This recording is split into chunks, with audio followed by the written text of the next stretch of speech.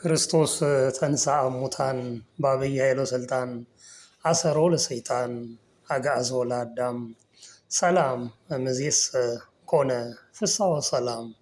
ለመላው ለኢትዮጵያ ኦርቶዶክስ ተዋሕዶ ቤተ ክርስቲያን አማኝ ምዕመናትና ምዕመናን ሁላችሁ በያላችሁበት የኑሮ ሁኔታና በያላችሁበት አካባቢ ሁሉ እንኳን ለብርሃነ ትንሣኤው በሰላም አደረሳችሁ እያልኩኝ በዓሉ እንዴት አለፈ? እንዴት ነበር በዓላችሁ? በምን መልኩ ዋላችሁ? ሰላም ነው? ውስጣችሁ ደህና ነው? ከእግዚአብሔር ጋር እንዴት ናችሁ? በፍቅር ናችሁ? ትህትና፣ ቅንነት፣ አንድነት ከእግዚአብሔር ጋር ህብረት ፈጥራችሁ ነው በዓሉን ያከበራችሁት? እንዲያ ከሆነ መልካም ነው። ዛሬ እንግዲህ ቡና እያሳያችሁ ነው። ይችን ቡና የጠጣናት በዘንድሮ የትንሣኤ በዓል ነው እና የት፣ እንዴት፣ ለምን የሚለው ዝርዝር ባያስፈልገኝም ለነገሩ የጠጣሁት እዚሁ ያለሁበት ስደት ሀገር ላይ ሆኜ ነው።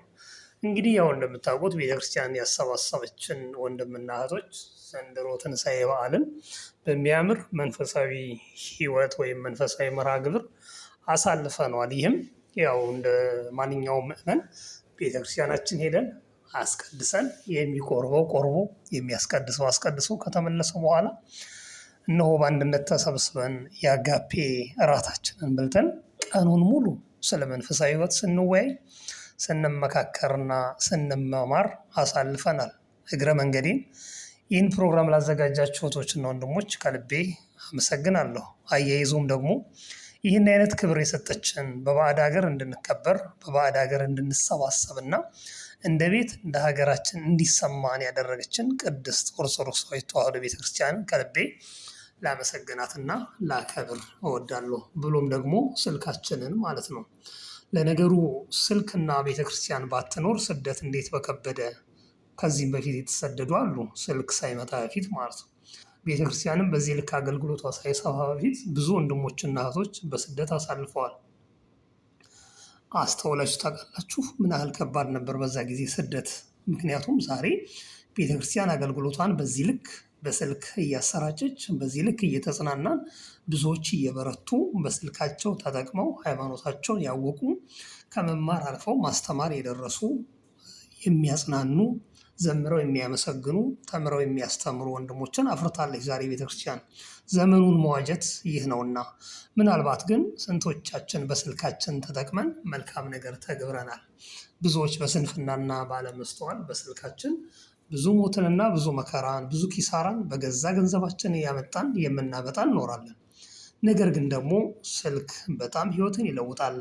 በተለይ በመንፈሳዊ ዓለም የምንማማርበት ቤተክርስቲያን የምንጠጋበት ከአውደ ምሕረት ባልተናነሰ በሚባል መልኩ ብዙ ሊቃውንት ቤተክርስቲያን እየተገኙ ዛሬ በየስልኮቻችን ትልልቅ አስተምሮች በየግሩፑ በየማህበራቱ ይሰጣሉና በተቻለ መጠን ዘመኑን መዋጀት ማለት ይህ ነው። ዘመኑ የሰጠንን ነገር ወደ መልካም በመቀየር ስልኮቻችንን ተጠቅመን የእግዚአብሔርን ቃል በመማማር ህይወታችንን ከክርስቶስ ጋር ማጣመር እንድንችል አደራ እያልኩኝ ስለ ቡናዋ ጥቂት ማለት ፈልጋለሁ። ቡናን አስመልክቶ ባለፈው አንድ ቪዲዮ ማኖሬ ነበረና ዛሬም እንዲሁ በዓል ነውና ስለ ቡና ላነሳ ወደድኩ። እንግዲህ ቡና ልክ እንደኔ እንዳደግኩበት ማህበረሰብ ከሆነ ቡና ቁርሳችን፣ ቡና ምሳችን፣ ቡና አልፎ አልፎ እራታችንም ሆኖ ያደግን ማህበረሰብ ነንና በዛ ደረጃ ላይ ቡናን ይሄን አላውቀዋለሁና አሁን ማወሳው የምፈልገው ስለ ቡና ንጥረ ነገር ስለ ቡና የገበያ ዋጋ ልተነትን ሳይሆን ቡና ከቤተክርስቲያን አገልግሎት ጋር ያለው ቁርኝነት ምንድን ነው የሚለው ነገር ላይ ትንሽ ማለት ስለፈለግኩ ነው። እንዲህም እንድል ያነሳሳኝ እንደሚታወቀው በየጸበለቱ እና በየሱባኤ ቤቶቹ በማስተናገድ ላይ የምንገኝ እህት ወንድሞች ቡናን አበክረን ስንኮንንና እጅግ ስናጣጥለው ስናሳጣው እንስተዋላለን። እንደውም አንዳንዴ ቡና የሚጠጣ ሰው በቃ ኃጥእና የረከሰን እንደሆነ አድርገን እንገልጻለን። የማይጠጣውን ደግሞ የበቃ የነቃ የጸዳ ክርስቲያን አድርገን እንወስዳለን። አደራ እምላችሁ ግን ቤተክርስቲያን ከቡና ጋር ምንም የተለየ አገልግሎት የተለየ አስተምሮ እንደሌላት ጠንቅቃችሁ እንድታውቁ ነው። ቡና እንደ ቆሎ፣ እንደ እንጀራ፣ እንደ ዳቦ፣ እንደ ስንዴ፣ እንደ ንፍሮ አንድ የምግብ አይነት ለሆነለት ሰው ሆነለት፣ ላልሆነለት ላልጠቀመው ይተወዋል። ይጠቅመኛል ያለው ይጠጣል እንጂ ቤተክርስቲያን በዚህ አስተምሮ ዘርግታ ቡናን የምትጠጡ ተጠመቁ፣ ቡናን የማጠጡ አትጠመቁ እያለች የምትከለከልበት ነገር የለም። አስተውሉ። የትኛውም የኢትዮጵያ ኦርቶዶክስ ተዋሕዶ ቤተክርስቲያን ጸበላት ከቡና ጋር ተያይዞ የተለየ አስተምሮ የላቸውም። የትኛውም ቅዱስ ከቡና ጋር አያይዞ በራእይ ተገልጾ እነከሌ ቡና ይጠጡ፣ እነከሌ አይጠጡ፣ እነከሌ ዳቦ ይብሉ፣ እነከሌ እንጀራ ይብሉ የሚል አስተምህሮ የላትም። ዶግማውም ቀኖናውም ትውፊቷም እንዲህ አይነት የላትም እና ዘመን አመጣሽ ጊዜ ወለድ ስጋና ደም የገለጠላችሁን አመለካከት ይዛችሁ በየጸበላቱ ላይ እናንተ ራሳችሁ ለመጠቀም የመጣችሁ ሆኖ ሳለ ከየክፍለ ሀገሩ በድካም የመጣውን ተጠማቂ በዚህ ውጣ በዚህ ውረድ እያላችሁ የምታንገላቱ እናንተ የዋሃን እባካችሁ አስተውሉ። ቡና ምንም አይነት አስተምሮ የለውም። ቡና ጠጥቶ የሰከረ፣ ቡና ጠጥቶ የዘረፈ፣ ቡና ጠጥቶ ሰውን ያስቀየመ አይታችሁ ይሆን? በፍጹም አልታየም። እንግዲያማ ከበረታችሁ ሰው በልቷቸው ኃጢአት የሚያሰሩ ጠጥቷቸው በደል የሚያሰሩ ብዙ አያሌ ነገሮች አሉና እነሱ ላይ በርቱ። አልኮል የሚጠጡትን ገስጡ፣ የሚሰክሩትን ገስጹ።